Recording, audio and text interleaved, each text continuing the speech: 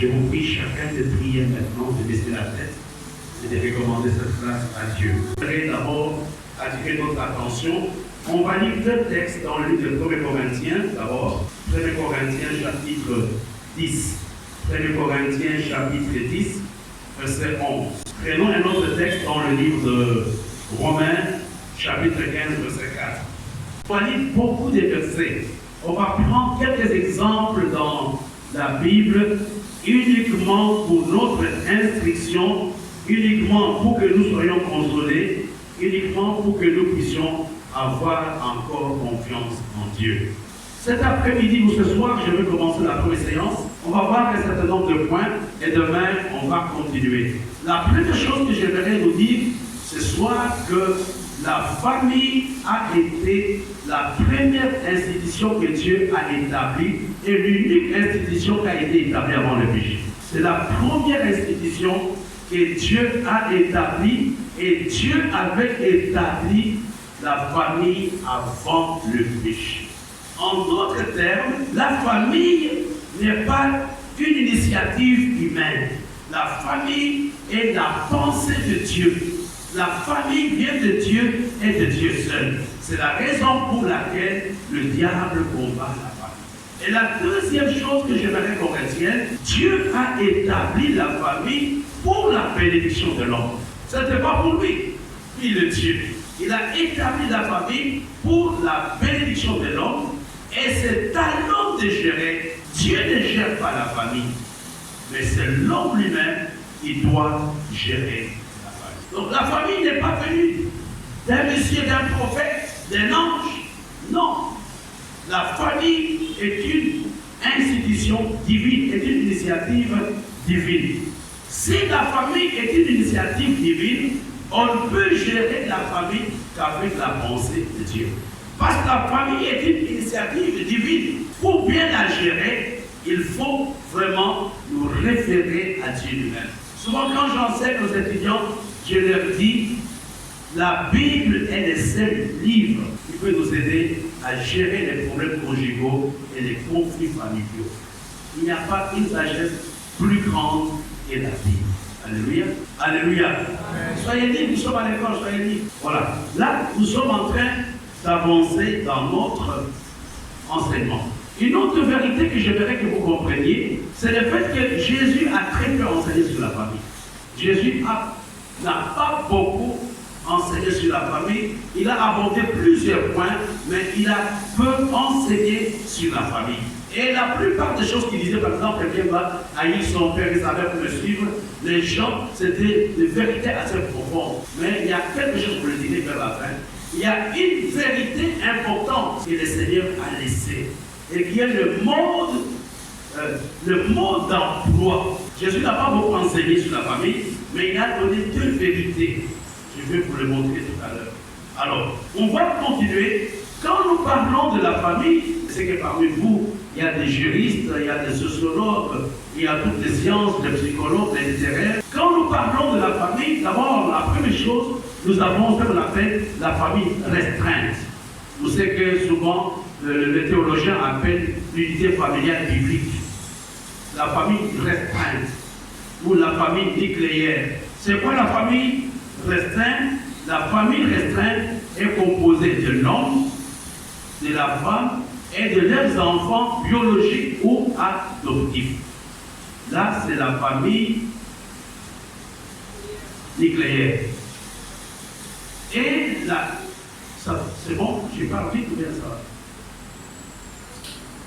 La famille nucléaire, la famille restreinte, l'unité familiale biblique est composée de l'homme, de la femme et des enfants. Et les enfants ici, on a des enfants biologiques, des enfants qui sont nés de leur sang et des enfants adoptés. Je peux adopter un enfant, je lui donne mon nom, il est mon enfant, il fait partie de la famille nucléaire, il n'est pas dans la famille élargie. Ça, c'est ma famille nucléaire. Et la famille élargie est composée d'abord.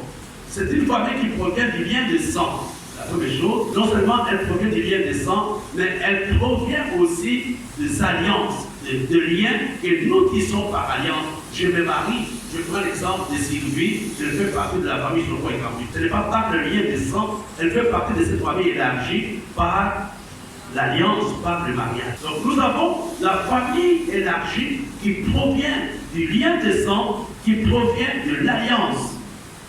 Et qui sont dans la famille élargie?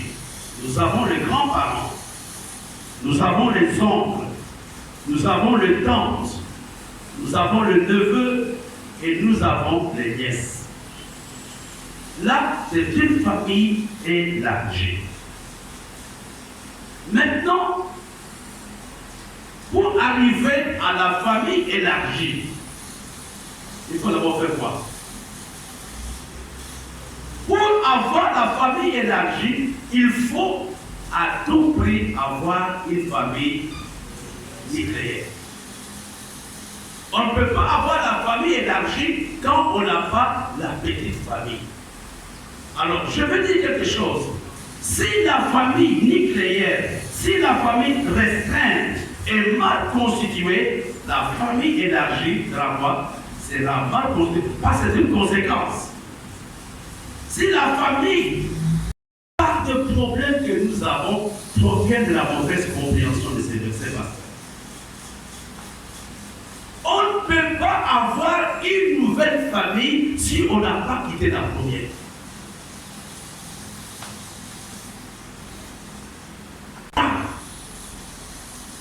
Son père et sa mère, il va quitter quoi? La famille restreinte pour aller former une autre famille.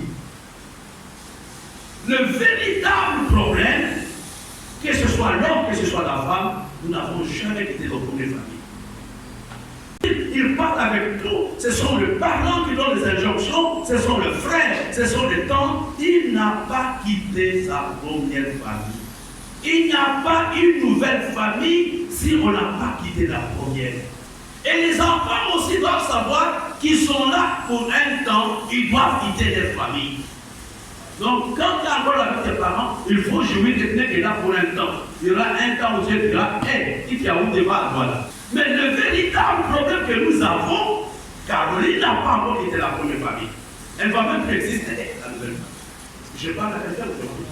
Tant que je ne quitte pas la première famille, je n'ai pas le hoquet de Dieu pour commencer une nouvelle famille. Le gros problème que nous avons, le grave problème que nous avons, nous ne respectons pas les directives de Dieu qui déclarent. Je me rappelle, j'avais célébré le mariage d'un frère à l'église. J'avais prêché là-dessus et son papa était fâché. Il me dit, mais donc il est en train de m'opposer à mon fils. Et puis le fils est parti m'expliquer ce qui s'était passé. Vous comprenez, je verrai aujourd'hui, frères et sœurs. Si vous voulez être heureux, si vous voulez que vos enfants soient heureux dans leur mariage, laissez-les quitter votre famille. Si vous les gardez, vous les contrôlez, ils seront incapables d'avoir des familles stables. Parce qu'ils n'ont pas obéi au mode d'emploi du mariage, au mode d'emploi de la création de la famille. Il faut que l'on quitte son père et sa mère. Moi j'ai des problèmes. Mon fils ne vient pas souvent à la maison. Sa maman se plaint, mais non, mais là, on ne le voit pas. Moi, je dis, mais il n'est pas de notre famille aujourd'hui. Donc il est parti, il a une mauvaise femme, il y a ceci, cela. Non, frère, ce n'est pas une mauvaise femme. C'est ce que la Bible nous dit. Il faut quitter son père et sa mère pour créer une nouvelle famille. Si je quitte la famille Ganson, je ne peux pas créer une nouvelle famille Ganson. Si je ne quitte pas la famille Zouane, je ne peux pas créer une nouvelle famille Zouane. Si je ne quitte pas la famille Maouid, je ne peux pas créer une nouvelle famille Maouid. Le problème qui est là, c'est de dire à Dieu, aide-moi à quitter ma famille. Est-ce que vous me suivez ce soir? C'est un gros problème, malheureusement. Que ce soit en Afrique, que ce soit. Pourquoi est-ce qu'on a dit que non, on a des problèmes de beaux-parents? C'est juste pas ça. C'est ça. Par nature, nous sommes possessifs. C'est notre nature. Voir quelque chose que toi, c'est comme un pasteur. Moi, je suis pasteur. Je prends quelqu'un qui arrive, me dit, je prends l'exemple de Clarisse, elle me dit, pasteur, Dieu m'a dit, je dois quitter Douala pour commencer le ministère à Consamba. Je pense que ça ne sera pas facile de me convaincre. Nous avons des problèmes. Où est-il? Il m'a dit que mon Dieu m'a dit je dois aller en Égypte pour commencer un ministère là-bas. Les rochers. Est-ce que Dieu n'a pas vu ça? C'est le même sentiment que les parents ont. Nous ne laissons pas partir les enfants. Et c'est la raison pour laquelle nous avons le naufrage de certains ménages. Parce que la première chose que Dieu a dit, quand il parlait de la famille, qu'il faut que l'homme quitte son père et sa mère. Ça, s'il ne fait pas ça, c'est le moment de le faire. Quitter, on n'a pas dit. D'abord, je vais vous donner toujours une parenthèse. L'enfant n'a que deux obligations vis-à-vis de ses parents. Deux obligations. La première obligation de chaque enfant, c'est obéir à ses parents jusqu'à l'âge adulte. Toi, tu dois obéir à ta maman jusqu'à l'âge adulte. Et la deuxième obligation, honorer ses parents jusqu'au soir de leur vie. Ça, c'est dans les définitions qu'on va y arriver. On n'a que des obligations. Et ces deux obligations, on dit bien, obéir à mes parents jusqu'à l'âge adulte. Donc, il y aura des moments, mon père et ma mère ne peuvent pas me poser des choses. Ce n'est pas l'enfant est insolent, l'enfant n'a pas obéi, il m'obéit. Quel est l'âge adulte? Alors, quel est l'âge adulte? Passez-vous. L'âge adulte, c'est quel âge? À partir de 21 ans. Ah, j'ai bien prié, c'est quel âge? 25 ans. Au Cameroun, c'est 25 ans. Non, Adrien. Au Congo, c'est quel âge, Ben? 18 ans. Ici, c'est 21 ans. Au Congo, l'âge adulte, c'est 18 ans. Au Cameroun, c'est 21 ans. Mais mon assistant a parlé de 25. Vous comprenez, c'est très bien, il faut oser. C'est très bien, c'est bien cette café-là. Vous voyez, l'obligation de l'enfant vis-à-vis de ses parents. Deux obligations. Faites noter. La première obligation, obéir aux parents jusqu'à l'âge adulte. Et la deuxième obligation, c'est honorer ses parents jusqu'au soir de ma vie. J'ai vu un pasteur qui m'a dit, je vais aller voir maman, ça fait longtemps que je ne l'ai pas vu. Et ça m'a fait beaucoup de chaleur au cœur quand il disait cela. Honorer le papa et la maman n'a pas d'âge. C'est une obligation de chaque enfant jusqu'au soir de sa vie. Mais obéir, on obéit jusqu'à l'âge adulte. Et à partir de l'âge adulte, je commence à prendre des initiatives. Loïc, tu ne peux pas prendre des initiatives aujourd'hui parce qu'il n'est pas encore adulte. Alors, revenons mes bien-aimés dans notre enseignement. Les familles ont des problèmes parce que les familles ont un mauvais fondement. Certaines familles, les membres de la nouvelle famille n'ont jamais quitté la première famille. C'est comme une prolongation. Et vous allez voir le même comportement de mes parents, je le reproduis. Pourquoi? Je ne les ai jamais quittés. Alors, vous me suivez? Parce que je ne les ai jamais suivis, je ne les ai jamais quittés. Je suis toujours là. C'est maman qui décide, c'est maman qui dit habille ta femme de cette façon, c'est maman qui prend des initiatives. Et je ne peux pas avoir une nouvelle famille. C'est toujours la même famille, peut-être qu'il y a une autre prolongation, mais c'est la même famille en 8. La deuxième chose sur laquelle je voudrais parler, il dit, il s'attachera au acte de famille instable parce que cette partie n'est pas respectée.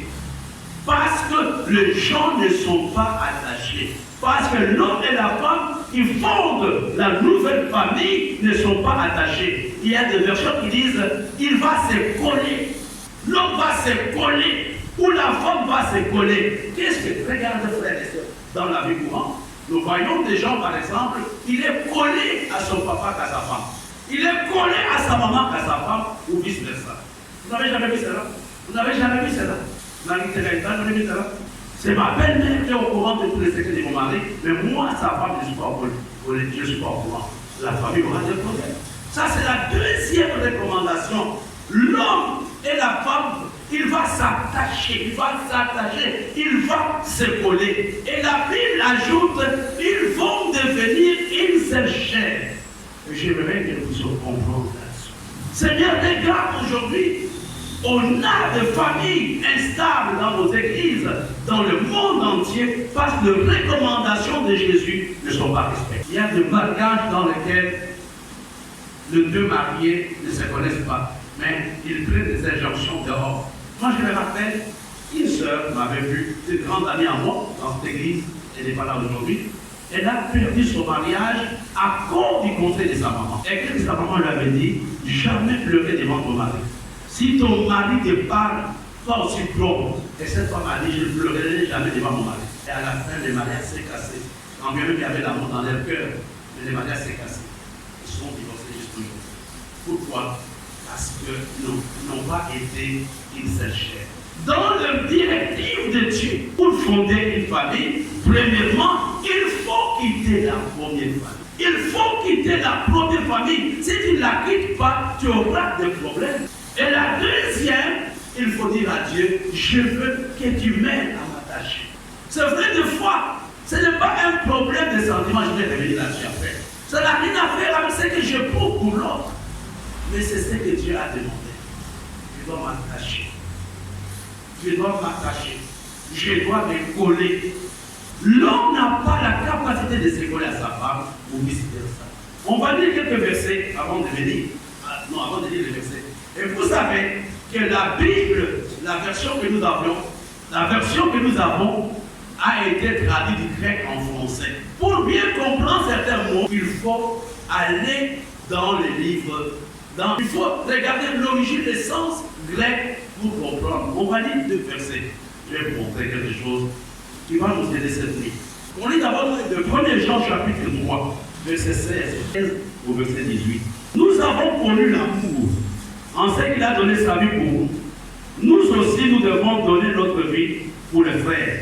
Si quelqu'un possède le bien du monde et que voyant son frère dans le besoin, il lui ferme ses entrailles, comment l'amour de Dieu demeure-t-il en lui? Petits enfants, n'aimons pas en parole et avec la langue, mais en action et en vérité. Regardons 1 Jean 4, verset 7 à 11. C'est un bon texte qui vient bien. Bien-aimés, aimons-nous les uns et les autres, car l'amour est de Dieu. Vous comprenez? Et quiconque aime est né de Dieu, connaît Dieu. Celui qui n'aime pas n'a pas connu Dieu, car Dieu est amour. L'amour de Dieu a été manifesté envers nous.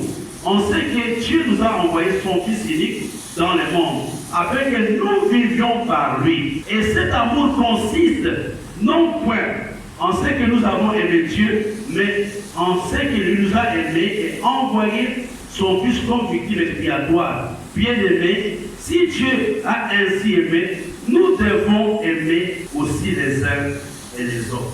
Voilà, je reviens maintenant au deuxième paramètre, être attaché.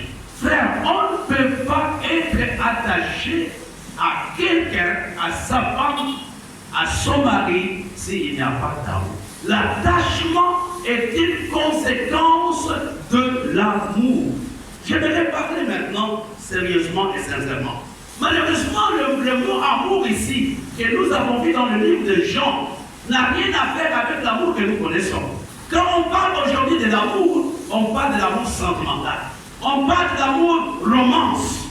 On parle de l'amour sexuel. Mais on ne parle pas de l'amour agapé. Ici, on parle de l'amour de Dieu. L'amour qui vient de Dieu. Il n'y a que Dieu capable de te donner cet amour. Quand Dieu parle d'aimer le frère et sœur dans l'église, ce n'est pas un amour sentimental. Tu es bien coiffé, tu marches bien, tu parles bien français. Ça n'a rien à faire avec ça. C'est l'amour agapé. L'amour qui vient de la présence de Dieu dans la vie de quelqu'un. Et j'ai regardé c'est quoi l'amour agapé. Premièrement, c'est un amour qui vient de Dieu. C'est un amour qui vient de Dieu, qui n'a pas une autre considération, qui n'a rien à faire parce que j'ai peur du lendemain, qui n'a rien à faire parce que tu es mince, qui n'a rien à faire parce que tu as de l'argent. C'est l'amour qui vient de Dieu, qui n'a pas d'explication. C'est un amour qui vient de Dieu. Alors ici, j'ai relevé 4 points. C'est quoi l'amour agapé? Notez. C'est l'amour qui veut le bien de la personne que j'aime. C'est l'amour qui veut le bien de la personne que j'aime. Je veux le meilleur pour la personne. Je veux le bien.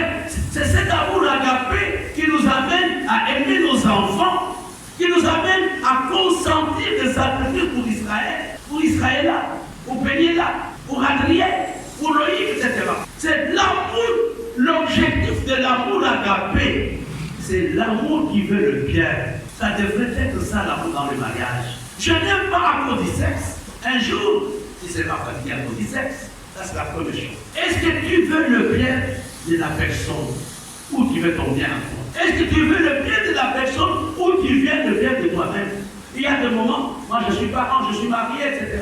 Il y a des moments où on n'avait pas des rapports sexuels. Si les mariages tout seulement autour du sexe, tu vas détester ta femme. Si elle est malade à cause de Covid, pendant 5, 6 mois, 10 mois, 15 mois, tu vas l'abandonner. C'est l'amour qui cherche l'amour. Et c'est cet amour qui va caractériser la relation des chrétiens que nous sommes.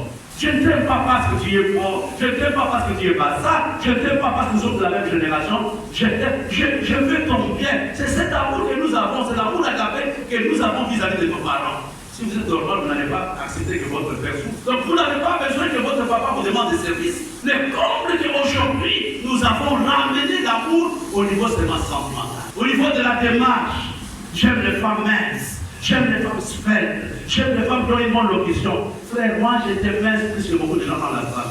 Mais aujourd'hui j'ai un enfant. L'amour agapé cherche le bien. Et la deuxième chose, l'amour agapé cherche d'abord les intérêts de l'autre avant ses propres intérêts. J'ai connu des parents qui n'ont pas le niveau bac, mais qui se battent jusqu'à ce que leurs enfants aient des doctorats. J'ai connu des parents qui n'ont pas des habits qui coûtent plus de 50 000 francs, mais leurs enfants ont des habits qui coûtent 100 000 francs. Pourquoi? Parce qu'ils aiment son enfant. Je connais des maris qui s'habillent mal, mais leurs femmes ont des habits extraordinaires. Leurs femmes ont des parfums qui peuvent m'aider à acheter, même à payer mon loyer 2 mois, à cause de l'amour agapé. Et vous comprenez, notre prière pendant cette école de la famille, c'est de dire à Dieu, permets que nous ayons l'amour de Dieu. L'amour sentimental disparaît. Je vous dis la vérité, je suis marié, il y a des moments dans votre cœur vous ne pouvez rien. Ce n'est pas pour autant que vous êtes guidé un peu. La troisième chose que j'aimerais que vous puissiez comprendre, l'amour agapé s'exprime par des attitudes et des actes. C'est un amour qui pose des actes concrets. Ce n'est pas un amour seulement de bavardage, c'est un amour qui pose des actes concrets. C'est un amour qui parle par les attitudes. L'amour agapé, personne ne va te pousser pour donner. C'est toi-même, même si tu n'as rien, tu vas chercher.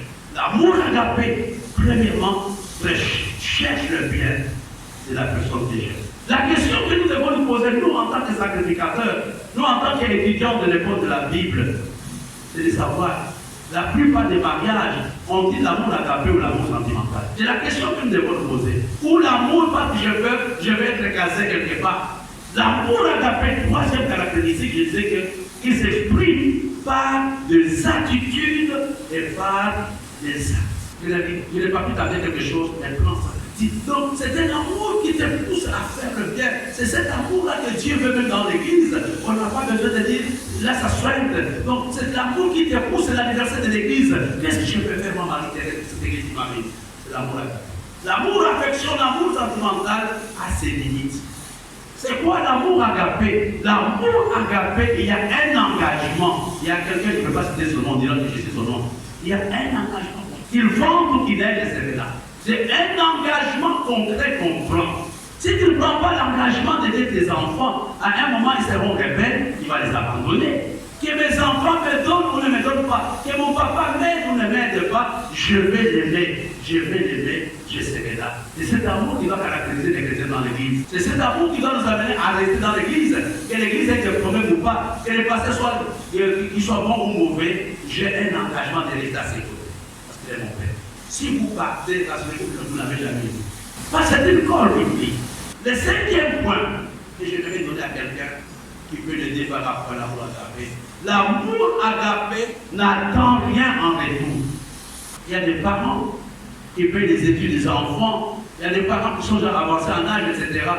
Et tu es sûr que de mettre ta fille ou ton fils va te nourrir?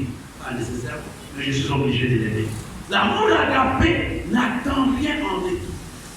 Et quand tu commences à donner, tu attends que ta femme te fasse ceci, tu attends pour que ta femme te donne le sexe, tu attends pour que ta femme soit comme ça, ainsi de suite. À un certain moment, quand il n'y aura pas ces choses, quand il n'y aura pas de retour, ça va s'arrêter. J'ai connu quelqu'un qui a quitté l'église il n'y a pas très longtemps. La personne était venue me voir, qui me dit, pasteur, fais-moi ancien. Moi, je dis non, je ne peux pas te faire ancien. Et 2, 3, 4 mois après, la personne est partie. Donc, quand il aime une personne à cause de quelque chose, le jour que la chose ne serait pas là, la chose va s'arrêter. L'amour agapé, c'est ça qui aide les deux personnes à faire une seule chair. C'est un col, c'est un engagement. Juste pour vous, je serai là, tu peux compter dessus. Le mode d'emploi de la famille, Jésus nous le donne. Premièrement, quitter la première famille pour faire la deuxième famille. Et deuxièmement, être une seule chair. Et le troisième point, ils doivent refléter l'image de Dieu. Jésus n'avait donné qu'une partie de la référence de l'Ancien Testament. La famille qui veut aller loin doit refléter l'image de Dieu. Il créa l'homme et la femme à l'image de Dieu. Frères et sœurs, si nous mettons Dieu au centre de nos familles, nous allons être préservés de beaucoup de choses. Toutes les familles, je reprends, les familles de l'Ancien Testament, il n'y a aucun modèle professionnel. Toutes les familles de l'Ancien Testament avaient des problèmes. Mais la seule chose, Dieu les avait aidés dans leurs problèmes. Non, il y a eu meurtre. Attends. Il y a eu meurtre, il y a eu jalousie. Abraham, la même chose. Il a eu beaucoup de femmes à gauche, à droite. Isaac a eu des problèmes de favoritisme. Jacob a eu des problèmes. Donc, toutes les familles de l'Ancien Testament, on ne peut pas prendre les modèles. Mais Dieu était avec eux. Dieu va les aider à aller jusqu'au bout. Avant de terminer cette session, je voudrais rapidement vous donner 12 ennemis les plus dangereux de la famille. Et demain, je vais vous démontrer cela avec les exemples dans la Bible. Qui attaquent la famille élargie et qui attaquent la famille restreinte. Il y en a. Le premier ennemi de la famille, c'est le non-respect des aînés et le renversement des rôles. Dans une famille, quand on ne respecte pas la hiérarchie, quand on ne respecte pas les aînés, tu peux insulter ta tante comme tu veux, c'est une famille maudite. Tu peux parler à ta grande-sœur comme tu veux, il y a des problèmes. Tu peux parler à ton papa qui t'a élevé comme tu veux, c'est une famille qui a des problèmes. Le premier ennemi de la famille, c'est le non-respect des aînés et le renversement des rôles. Quand les plus jeunes commencent à dicter les aînés, quand les plus jeunes, à cause de leur position sociale, de leur position financière, commencent à manquer du respect aux aînés, cette famille ne peut pas aller loin. J'ai parlé avec une sœur, je lui ai demandé quelle est la relation avec les sœurs. Elle a dit, mes sœurs me respectent beaucoup. Et ses sœurs ont construit des grandes maisons avec des salaires. Ses petites sœurs ont construit des maisons, mais elle n'a rien. Elle est même en sous-location. Elle dit, mais quand elle part, c'est serpent. Elle dit, c'est des familles. Le premier ennemi de la famille, le bien-aimé, c'est le non-respect de nos aînés. Et c'est quelque chose sur lequel nous devons prier. Que ce soit dans nos maisons, que ce soit dans l'église, le respect des aînés. Le deuxième ennemi de la famille, c'est la haine. C'est à cause de la haine que Caïn a tué son frère jumeau Abel. Combien à cause de la haine, je peux attaquer facilement les enfants de ma tante, les enfants de ma petite soeur, je veux les détruire, que personne n'aille à l'école. Troisième ennemi de la famille, la jalousie. Vous savez que dans nos familles, que ce soit en Europe ou ici, on n'aime pas ce que les ici. Ce sont des choses, bien aimées, que vous soyez chrétien ou pas, ce sont des choses sur lesquelles vous devez prier par rapport à vos enfants. Et ces esprits ne les attaquent pas dans leur enfance. Et Israël est un bon diplôme. Le quatrième ennemi de la famille, c'est l'esprit de vengeance, la vengeance. Vous savez, le frère de Joseph se sont vengés. Pourquoi? Parce que Joseph rapportait les nouvelles à son papa.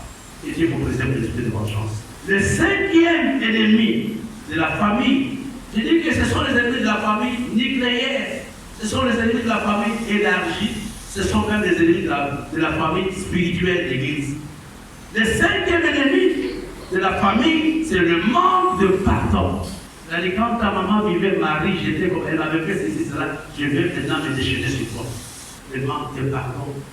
C'est ta maman qui avait fait des choses quand elle était jeune, mais c'est toi qui peux aujourd'hui parce qu'elle n'avait pas été pardon. Le sixième ennemi de la famille, c'est l'hypocrisie. Il s'appelle anti, mais dans son cœur, il y a autre chose. Le septième ennemi de la famille, c'est l'indiscrétion Si Canaan avait été maudit quand il avait vu la nudité de Noé, à cause de l'indiscrétion, il a vu la nudité de son papa, il est sorti, il veut de voir papa est nu. Les autres sont rentrés avec ils l'ont couvert et ils ont fait de la porte. Comment est-ce que Canaan, plutôt comment Noé avait su que Canaan avait vu sa nudité? Ce sont les deux frères qui lui avaient dit, il y a des choses, gère ça à ton niveau. Les enfants, dans notre église, moi je suis retraité, je ne suis pas bien vu. Je veux parler de Dieu à tes enfants, moi ils vont bien l'église. Votre pasteur, c'est moi qui l'ai élevé, c'est moi là. Aujourd'hui il me néglige. Et Dieu soit juge. Et puis tu dis qu'il y a séminaire, il ne viendra pas. Le 8e ennemi de la famille, c'est l'esprit de division. Il y a des gens qui ne sont pas en paix quand les gens sont en paix. Et c'est dans nos familles, il y a des gens comme ça. Le 9e ennemi de la famille, la mauvaise gestion des conflits. Et vous savez, j'aime l'histoire de Lot et Abraham. Si Abraham n'avait pas eu la sagesse, on aurait des problèmes. Mais il était tellement diplomate, il était tellement mature. Il a dit, si toi tu prends la gauche, moi je prends la droite.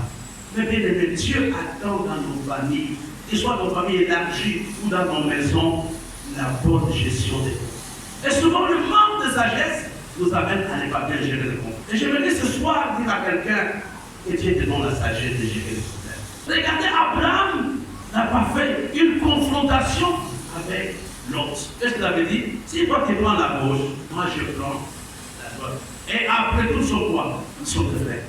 On devrait être dans la grande. Si toi tu fais ceci, moi j'ai fait ça. Après tout nous sommes des frères. Après tout tu es mon fils. Après tout tu es ma mère. Je ne dois pas engager un plan de fer. Nous serons tous les deux. Le 10e ennemi, c'est l'absence du véritable amour. Dans nos familles, frères et sœurs, on peut naître du même père, de la même mère, mais on n'a pas l'amour, on ne s'aime pas. Moi, j'en ai souffert dans ma famille biologique. Aujourd'hui, que les choses commencent un peu à changer. Frère, ce soir, demande à Dieu qu'il te donne l'amour agapé, d'aimer ton petit frère, d'aimer ta petite sœur, d'aimer ta cousine. Dieu est un Dieu d'amour. Le 11e ennemi de la famille, c'est l'égoïsme. Il ne faut pas toujours regarder à toi, regarde aussi aux autres. Tu veux que ton mari t'adore, tu veux que ton mari fasse ça. Toi, qu'est-ce que tu as déjà fait pour lui? Et je termine avec l'ennemi qui vous attendez tous, c'est la sorcellerie.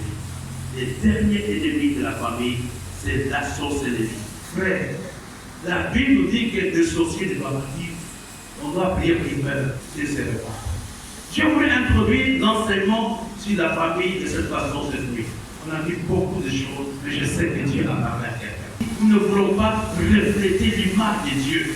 Mais bien aimé, nos familles devraient être des petites églises dans lesquelles on enseigne la parole de Dieu aux enfants. Quand ils arrivent à l'église, ils sont déjà prêts. Et des fois, je me disais avec une soeur qui me disait, c'est la fois des pasteurs qui commencent par les enfants. Non, vous êtes le premier pasteur de vos enfants. C'est vous. Ils reçoivent d'abord votre éducation. Nous venons vous aider. Nous venons vous aider. Les pasteurs et les parents doivent travailler ensemble. Mais pour cela, il faut d'abord que vos maisons soient des églises. Le premier endroit pour les enfants reçoivent l'image de Dieu, c'est dans leur propre maison. C'est auprès des parents. Si vous-même vous êtes irrégulier à l'église, comment voulez-vous que vos enfants viennent? J'aimerais ce soir que bien aimés. Aujourd'hui, nous avons voulu poser cette base de cet enseignement. Baissons nos têtes. Que chacun prie pour sa famille biologique, sa famille nucléaire, sa famille élargie, sa famille clan. Que chacun prie